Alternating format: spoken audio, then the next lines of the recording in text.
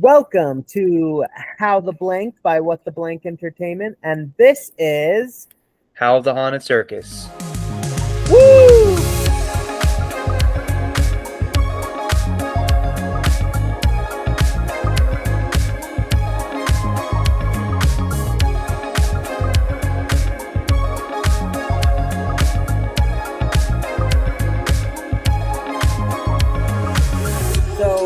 For our viewers at home, this is my good buddy, John Russell. He is one of the owners of the Haunted Circus. And so he has been my boss for many years and a dear friend. Yes, we've known each other for, actually a long time through another haunted house. So it's been Yeah, good. That's cool. We've known each other for about almost 10 years. Right? A little before his mission and then after that. So yeah. So did you guys meet at a haunted house? Is that how you guys met each other? Oh, that's cool. Tell us a little bit how that got set up. In your own words, please tell me everything you know. I'm no kind of filter kind of guy, and I don't know what the situation was, but literally like how the conversation ended was just me like tackling him kind of, shh, just let it happen. And he friendship right after that. That's funny. Yeah.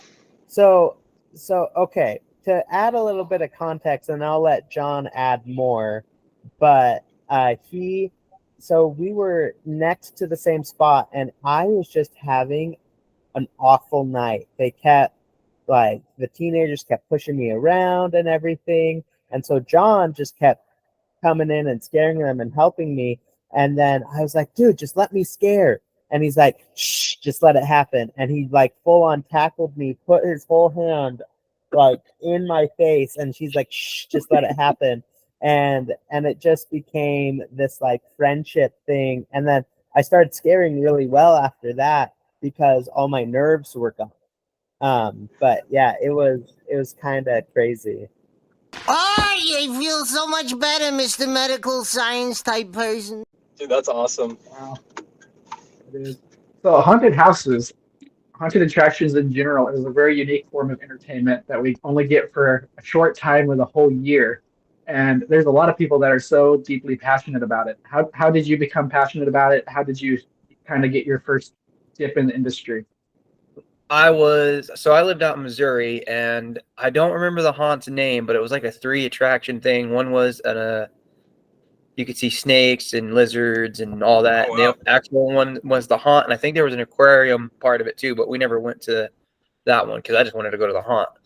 And my dad took us this one time, and for some reason, my dad, like me, likes Halloween. That's not some reason. The some reason was he brought a pig Halloween mask that probably went down to my chest when I put it on because it was made for an adult at the time. I was probably 7 or 8. I don't know. And this girlfriend and her boyfriend are hugging, and I put the mask on and I go like this to the boyfriend. She turns around, gives it this blood curdling scream that I still remember to the day. And I'm like, I'm doing this when I get older. And then I moved to Utah. My sister's like, hey, I work at this haunted house. Come work with me. I know you'll love it. And been stuck ever since. Wow, that's awesome. My first haunted house I worked at was actually in Missouri too. And then I moved to Utah. And that's where I met you at the first haunted house. Yeah. Yeah. So starting out, when did you actually start working in the houses? Working 2008. 2008. I worked for one from 2008 all the way to 2019 before we started our first one in 2020. Wow. So how was starting a haunted house? Like, what went into it and what was the hardest challenges? So we kind of started off with wanting to do an escape room first to step us up into the haunted house. So, we could open a business that was horror themed. But then I don't like business meetings. And we were in one, and I'm scrolling Facebook, and I found a haunted house for sale. And luckily, it's a good haunt. It's ran for, we've run it for 5. They had it for however long. And, we took it from a home haunt all the way to tied for first place in Utah. If you ain't first, you're last, all of Utah. Wow. Wow. There's only one more that's tied with us. The hardest challenge was we opened in 2020 during COVID when everyone was shutting down. We were opening up. We did get lucky that we rented from a family farm that's been associated for years, and we were on their property. So we sold our tickets in their ticket shack. So their customers saw us on their property, blah, blah, blah. That kept us afloat for that year. There's a lot of how can I make a room better than it was last year when it goes into that, because people are like, oh, we went last year, let's see what's new. So I always try to add a new room or change a room than it was the year before. That's pretty cool. What are you normally looking for? Like, what are some of the things that you look for in your haunted houses when people go through it? Like, what are the main things that you want people to experience when they go through your haunted houses? So when I walk through, some people, when they walk through and they know what's going on, they just walk through the room. Me, I try to find the blind spots which are good for jump scares, which we look for. I try to see where the creepy, not like, oh, that mask is creepy, but that actor's moving in a certain way. I want that actor to be able to do that in the room because that's not a normal human trait. And then there's, the blood and the gore. Yep. Okay. That's pretty cool. with like owning a haunted house, like what goes into it? Like what was so was it just buying it straight out? Like was there a lot of building with it? Like what did like pretty much what was the start and where you are now? So with Shadows, our first one is called Shadows of Fear. We literally just bought it. We paid cash for it at the time, and it was a learning curve because there was barely any blueprints of how their walls were supposed to go together. So we're just like, yeah, we'll just do it our own. So the first couple of years were, how do we put these walls together and how do we make them safe? Because they're just plywood with decorations on them, so any wind can knock them over. And then we went from doing that to, or I focused on more of the sounds and the lights. I literally call myself the sound and light guy. Well, my business partner did all the like technical stuff with contracts, the city, and all that. So that was then. Now, when we bought the second one, the Circus, it's already all pre-built, and so it's awesome because you're going in and out of semis because there's like 27, 28 semi-trailers that the haunt is in and out of. And so really what we need to repair is we turn the power on. Oh, that light's not working. Change the light bulb. Or, okay, I changed the light bulb, all the power cord was unplugged because weight of the winter and the winds, weigh down the power lines. The hardest part about the Circus is the Circus tent because we have 150 foot by 50 foot wide by 25 foot Circus tent we got to set up every year, which we just did yesterday from 9 a.m. to 5 a.m. That was fun. Wow. And then there's all the stuff in there for the stage entertainment and the ticket booths and the merch. It's a lot of, how did I do this last year? There's a lot of steps that I got to remember. Wow. So that is awesome. Yeah, what is a challenge of having a seasonal ownership? Like, yes, you own it the whole year long, but like, what about going up and down every season? Well, normal seasonal haunted houses, just like Shadows, we just have to. We have a certain time frame we got to go in. We have a setup date with our contract with the landowner, and then a teardown date, and we've got to match that, or they can charge us more for rent, basically. Other than that, you got to try to move the walls around without damaging them because they're most of them are styrofoam or decorated plywood, like I mentioned earlier. The Circus, the hardest thing is moving all the speakers, the lights, the scaffolding for all the speakers, the speaker boxes. You got to take down the screen for the projector, and then after that, you got to take all the tent down. You got to take all the poles. You got to take the fabric. You got to fold everything. And then this year, we're actually thinking about moving it to another. We have to move it no matter what after this year. We have to pack everything up. That's all outdoor areas we got to put in the semis and then move them to another City. Wow. That's the big towns there. This is harder than Cosmo's 7 tips to seduce a man with just your neck. So how's that going to affect it? Do you have to move a lot of stuff in those semis so that they don't fall, so it doesn't get damaged? Like what do you think the process is going to be? I think with the rooms, so the rooms that are already in the semis, everything's bolted down. Like the other day, we had to unbolt a animatronic that hasn't worked in like 2 or 3 years in order to get it out and weld it. So everything's bolted down inside the semis. The hardest things are going to be the outdoor areas where we have a ton of walls for like our carny camp, which is clowns are waiting to go to the circus. Sorry, That's my favorite. And so the majority of it is the stage is going to be terrible because it's huge. We don't know how we're going to move that yet, but it's probably just everything's portable. They built it to be portable, so I think it folds in on itself, and then you lift it up on a flatbed and strap it down. It's convenient. All the walls can fold in on themselves that are out through the outsides, and they can stack on top of each other. Wow. Dang. So Did, it sounds like there's a go lot ahead. of challenges. Sorry, I think my Wi-Fi lagged a little. So it sounds like there's a lot of challenges that you can't really always prepare for. It's just something will pop up every year. It's kind of a surprise. It's like the scary part for the haunts. That's Yeah. my scare.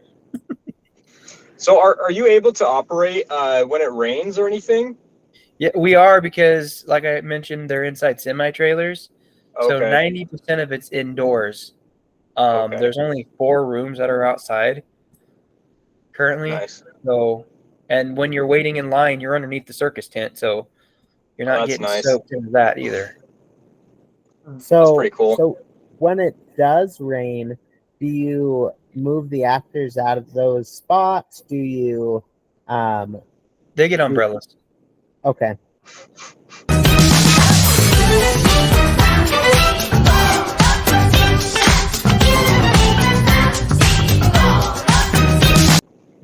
They have to suffer the rain. So when it's That's slow, fun. they get to go in the room before them. We do that so if someone does come through the room, they're not in the room behind them, and then that group misses that room.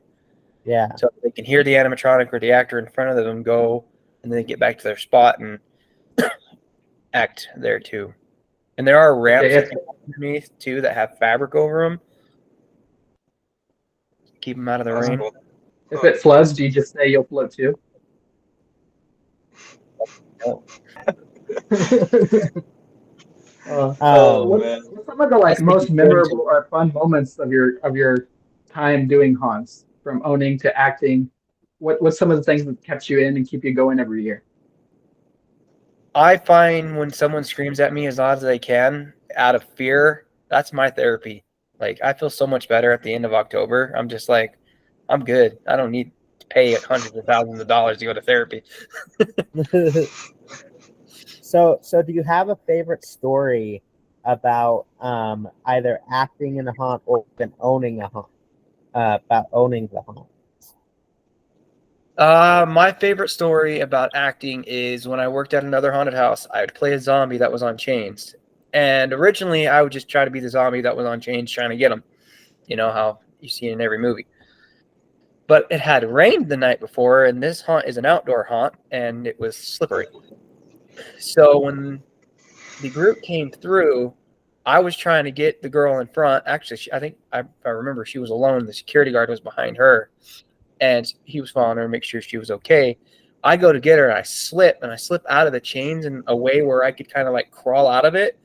And she went pale, and after she like gained consciousness, everything, but she didn't fall over or anything. She's like, I've been to like 102 haunted houses in my life. That was the best scare I've ever seen. I thought you were just going to stay on that chain until you came at me. The security guard was like, that was the best scare I've ever seen. I'm like, I'm doing that now often. That is so cool. Do you try to do anything kind of extreme with your haunts, or do you try to keep everything more like mellow and safer? So I would say on a scale of 10, we're like an 8, 7, maybe 7, because we don't do the Oh, nice. hands-on. We're still everyone hates clowns. We got a lot of clowns. Nice. We do have other creatures. We have doctors. We have hobos. We have zombies. So we don't do the hands-on, mostly because we've looked into it, and insurances don't like to cover hands-on anymore, because an actor touches someone's ankle. Oh, he harassed me. So Yeah, too I'm much like, of a no, we're liability. good. Yeah, that makes sense. It's a lot of liability when you're having a lot of the hands-on stuff. Yeah. So I can understand that. So, with being an owner, how would you describe the hiring process, and what's the most difficult about the hiring process? So I'm actually the casting director this year at the Haunt, and finding people to come, because it's seasonal and they think they should get like 15 an hour like a normal job, even though there's a lot of jobs that don't even pay that. And so they're like, "Oh, you're paying me $8 an hour." I'm like, "Well, that's above minimum wage and a lot more than other haunted houses pay." With the time you're Interesting. being there, we've calculated, and so finding people is kind of hard. But once they actually get there, we normally get what we need. They're really, most of them are really shy, and they're like, "Oh, I don't know how to audition." So you don't get to see their potential until October, and then they're like, "These people are amazing," or we'll just stick them in a room where you push a button and the animatronic does the job, kind of thing. It's interesting. So, with being an owner, how is like hiring management? Do you think that's harder than getting actors, or do you think it's easier for you? We have gotten lucky with, well, now Shadows, we've had to do all of our management, but our security guard worked at a haunt at that old location before we took our haunt there. So he hired all of his security guards. And then Circus, we got really lucky because it's been around for 11 plus years. So all the ticket booth people came back, and the merch people came back, security came back. So management wise, it was already there. So so every year haunted houses are like, I feel like there's more and more that pop up every year, and I feel like Utah's overwhelmingly congested. So 2 questions I have is, I mean, me and Braxton know, but we want to hear from someone that's on the upper levels. What's the community like once you are an owner versus just being in a haunted house? The community around you. And then you also had said that you have become the top ranking haunt, tied with one other within just a few years. And what's the process? How do they measure that? So it was really just Google reviews. So Shadows of Fear is like 4.5, and we don't have that many reviews. And so the other one have, of course, thousands and thousands of reviews, and we're already up there with them. It was like, we like to claim we're the top because we have less reviews. But then again, if we get more reviews, that could go down because you can't make everyone happy. Now, when it comes to the community, there are some haunted houses who will like help you out, but there are others who don't want to share that piece of pie. They're like, you could shut down and I wouldn't shed a tear because then your customers are coming to me. Oh, interesting. So it can be very cutthroat rather than collaborative. Yeah. Is the market pretty saturated then? Like with a lot of haunted houses? Because I haven't been able to go to a lot of haunted houses before in the past. Like maybe except for at a couple of attraction, like amusement parks or like family farms or whatever. But like what's the market kind of like out where you're at? There's a ton of haunted houses, and like Salt Lake, there's like 4 or 5, and that's not even counting the little ones I don't even know about, because there are like cornfields, there's pop-up haunts. So you're competing with a lot of different haunted houses, and yet you're still one of the top ones. That's actually pretty cool. How would you say your claim to fame is for that? Like, what keeps you on top, and what makes you different from all the ones around you? So for Shadows, I've always hated animatronics, because every time I would get really good at a room, the owner would put an animatronic in there and say, "Well, go work in a different room." Shadows, we had one animatronic that came with the haunt, and so the rest of it was all actor ran. 100% people. And I'm like, you don't get the same act every single time from an actor like you do an animatronic, and our employees is what carried it. So with being an actor-driven haunt, what goes into maintaining the quality and the amount of training to keep them at quality? A lot of we do. So sometimes it gets cold, so we'll do hot chocolate. I work at places that don't do anything. They go to your spot and suffer. So we try to make. I know a lot of employers say we were like a family here, and so I've been an actor, so I know. I don't like when my boss treats me that way, so I don't want to do that to them because I've been in their shoes. I still dress up when I roam. I'm still acting with them. So I'm like, oh, that room's uncomfortable because it's like a zombie. I need to get them knee pads because they're going to tear up and gloves because they're going to tear up their hands and their knees crawling all over the rocks all night. So more think of the person and their situation than making money. That is correct. I would rather the employees make money because in the long run that will make me money, me taking care of them. Like we have an actor who could look at a blue light and he can have a seizure if he's in there long enough. He took me to a room and was like, hey, will you take me to this room, make sure I'm okay so I can look at this light to see if it's going to set it off. And I said, okay. So I took him in there and he was like, all right, I can feel it coming on. So I helped him that out. He's like, write that down. Basically, I can't work in this room.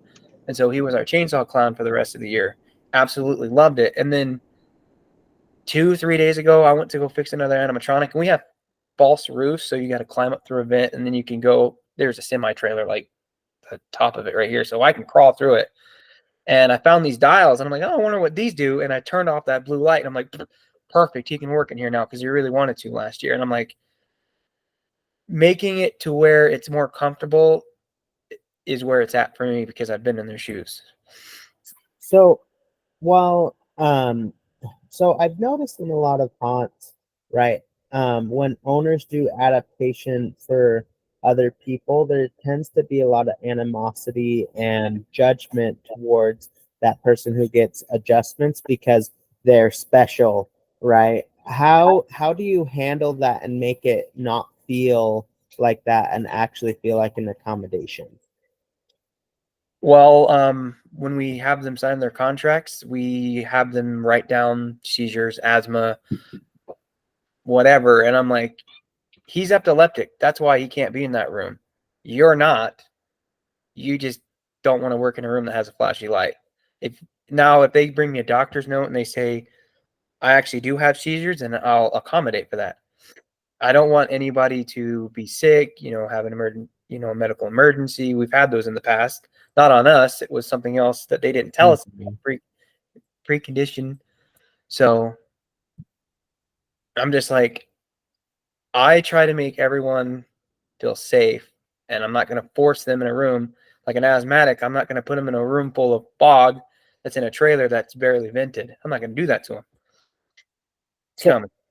So do you think your haunts more focus on safety first than money first? Because I've noticed a lot of haunts focus on money and getting people first and being the scariest. What would you say your focus is? Is it safety? I want it to be safe because if they can get a good act in the long run, it's going to make me money. Or it's going to make me enough money where I can pay them more, which is in the long run, they're going to act better and then make me more money. So safety first, because without them, the haunt wouldn't work. Yes, I could put 100 animatronics in, but it's the same show every year after that. If you were able to do this more than just seasonal, would you try to still make it a haunted house, or would you try to do other things to match with the seasons, or would you try to do it where it's all year? So with the circus, it has a really strong theme, the Strangling Brothers Haunted Circus. And it has its own story. So it would be hard to, make it like a Valentine's haunt or a Christmas haunt. We could do it because there is one trailer that has some it's really two dark hallways, and people just stop there for some reason. So the security guard drilled holes through the false roof and put Christmas lights in there, so it lit up the hallway. After that, everybody went. I'm like, this would be a really cool Christmas walkthrough. Just change all the music to Christmas and put in elves and, you know, like a Krampus. And do like a scary one in November, and then December just do a Christmas light through with just Christmas music going on. Some of the trailers, there are ways where they're connected to where I could start them in that, and then they could get out, and I do like, you know, $2 walk through, whatever kind of thing. If you're Miss Halloween, come through 4 or 5 of our trailers at a time. You said that the Strangling Brothers had a strong theme and a history and stuff, but probably only known really to that specific part of Utah. Can you expand on the story behind it? So the Strangling Brothers Haunted Circus was built on the story of there was a ringleader, a grumpy old man who ran a circus, and he had 2 brothers who loved working at the circus. And over time with their shows, they became more demented, and eventually they strangled the owner and killed him and used his blood for their smiles. And then eventually they turned into demons. And when they would set up the haunt for the circus, they would do their shows, and, you know, little kids would run to from the tent into their mom and dad's arms thinking they would be safe, but eventually kids started going missing. Adults would go missing every once in a while. And we have a room called the clown storage, which was where they would store animal parts and human parts, and then the doctor would mix them together. And that's where we get our freaks from. Our pig man, our clown painters, our zombified clowns. And so that's... So what? Oh, sorry. Go ahead. No, that's good. That's the story. Is the brother started as just an act, and then as they gained a little bit more power, and, you know, they became a little bit more demented, they killed the ringleader and took over, and then started experimenting on people. Wow, that's crazy. What made you decide to go with the circus theme rather than like the typical zombie land or ghost themed? So we are buying it from someone else who started it. Again, it's been around 11 years, and we were thinking about changing the name, and they said our customers know, and a lot of people know, this is the Strangling Brothers Haunted Circus. They know it. They love it. I wouldn't change it. Now, they said after we fully own it, because we're still paying it off, do whatever you want with it, but they strongly suggest keeping what the people know. I mean, we have a circus. It would make no sense to change the name. Yeah, that would definitely make sense, especially if it already has a hot enough market for it and people love it that much. It's like, what's the point of changing it around if everyone's already interested in what it is already? You know, there was a guy from Hollywood who came down and said, hey, the previous owner's name was Bob. Let's make a movie about this, because this is a fantastic storyline. And he turned it down for some reason. Too busy, didn't have interest, something. I don't know. Stop it! No means no! But that's how popular the name is, because there's one here and there's one in Texas. The one in Texas hasn't opened in a few years because of bad management or whatever. But it's even known out in Texas, not even only in Utah. If you had the chance to make it into like a movie or a TV series or something like that, would you totally take it?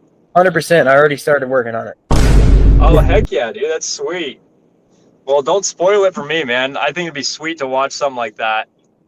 Because I'm like, if we made the movie and it got super popular, the haunt opens and people are like, I just went and watched that movie. Let's go to this place. Yeah. I kind of know what's going to happen, you know, because the movie, like the POV is a customer walking through, and then the story of the Strangling Brothers takes over. So, you know, some of them disappear, blah, blah, blah.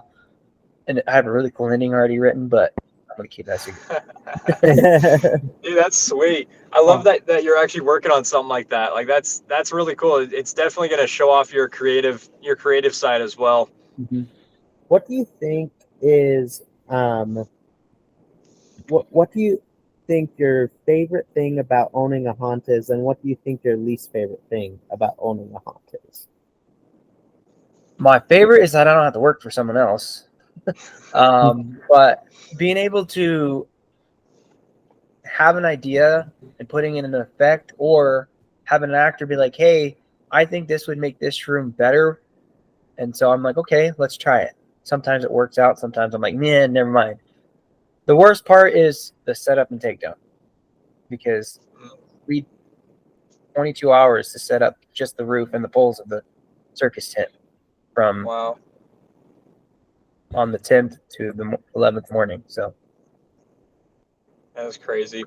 There's a lot of work that goes into it, and you guys have been setting it up for a while.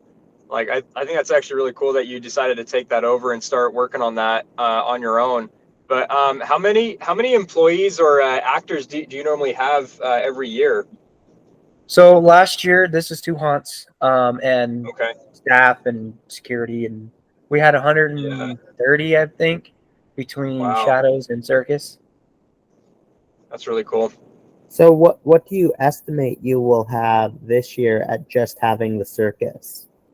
So we need 40 this is just actors, 40 just to open. And we normally will probably have double of that hired, so 80. Wow. That's pretty neat. So you talked about roaming. Not a lot of people know about roaming. What do you think the advantage of having the owner roam and also roaming characters in general is to a haunt? So I've worked in haunted houses where you go to your spot, stay there. That's it. If you got to go to the bathroom, put up with it. Boys have more of advantages because if it's slow, you can go. So with roamers, Braxton's actually going to be one of my roamers this year. They can help with, hey, I ran out of water. Let me go fill that up for you. Or, hey, I got to go. He fills in that spot so that room's not empty and my actor's not suffering. With me being the casting director / owner and I can dress up and roam, I can see how my cast are doing without them. Because once I get in costume, I've had people walk to me, oh, scary clown, and I take my mask off because I know them. They're like, I didn't even realize that was you. I did that to my security guard and the previous owner that I'm buying it from, because he was handing out walkies our first night open because he was there to help us out. I went to reach for one. He's like, no. And I'm like, give it to me. And he's like, no. And I took my mask off. He's like, oh, I didn't know it was you. And so I can see where I put this actor in this room. This spot isn't good for them. Maybe a less like talkative role, or I can see someone outside the haunt. They're really outgoing, energetic, and I put them in a room where it's quiet and they're bored. Okay, I'm going to put you in the doctor so you can talk, you can move around, you can mess with people. And then I could see, okay, we need to slow the line down. Hey, security, put the timer up more, because we have a timer that tells the ticket taker when to send people versus, oh, we'll just send people and it's a whole convo line. So yeah, with the timer stuff, so a lot of people have been saying like haunts have become like too long, or they're getting boring. How do you like how do you handle that? Like handle those situations of overcoming boredom and overcoming super long lines and stuff like that? So we offer obviously the normal pass where you get in line and you wait. With that, we have a big screen that projects music videos, so it's loud, it's always pumping, it's going. And then we have different shows. We have our Strangling Brothers shows where they'll ride into the tent on their Harleys, grab them, get people going, and then they'll ride out and they'll actually drive up onto the stage, rev those engines again, and then they'll throw out our Strangling Brothers t-shirts to them. We have another where we do a dance-off where we take 2 people from the crowd, they show their skills, and whoever the crowd votes for, they get actually moved to the front of the line. So if you're 2 hours back, you're now in front. And That's then we have our brain zombie dance, or brain zombie, where you throw his brain back into his head and he's an animatronic that moves around. People struggle with it. It's hilarious. So we have lots of music. We have animatronics in there. Like when they first walk in, we have a fortune teller that looks fake, but it's an actor, and they scare them. And the merch, and then we offer our fast pass, of course. Oh, I've been waiting for an hour. Let's go to ticket booth, get a fast pass, and you get to go in front of the line. Then we have our Strangling Brothers VIP, where you pay. The actual Strangling Brothers will come escort you to the fast pass lane. Then you get 2 minutes. You get to wait in line for 2 minutes, basically, which is that group in front of you is 2 minutes now ahead of you, and then you have 2 minutes behind you. So the entire time you're alone. The Strangling Brothers show up every once in a while to scare you. And at the end of it, you get pictures of the Strangling Brothers and a free T-shirt. But cool. this year we actually added a ride, kind of like a gyroscope where you go, woo! And we're going to do that in the VIP pass, and I think we're going to include a hoodie this time too. So you get a shirt, hoodie, Strangling Brothers, the extra time alone in the haunt. You get the ride if you want it. A lot of entertaining things in that tent. And where can people go to find information on the circus and be able to go and experience this year? So we have our website, stranglingBros.com or stranglingBrothers.com. And then we have our Facebook and Instagram, which is a Strangling Bros. And then we have a YouTube where we put our commercials out and we advertise. Yeah, they can come to the haunt and ask questions if they want, because I'm normally there from like 10 a.m. to 10 p.m. because my day job is the haunt. You're all the time job during the Yes. season. Yeah. That is correct. Yeah, so everyone watching, be sure to go check that out. See one of Utah's most famous haunts. We'll put all the links to these in the description below so you can check them out directly. Yeah, and please follow us on our Instagram, Facebook, YouTube, and Spotify. Please click the bell if you want a notification for any time a new podcast or video pops up.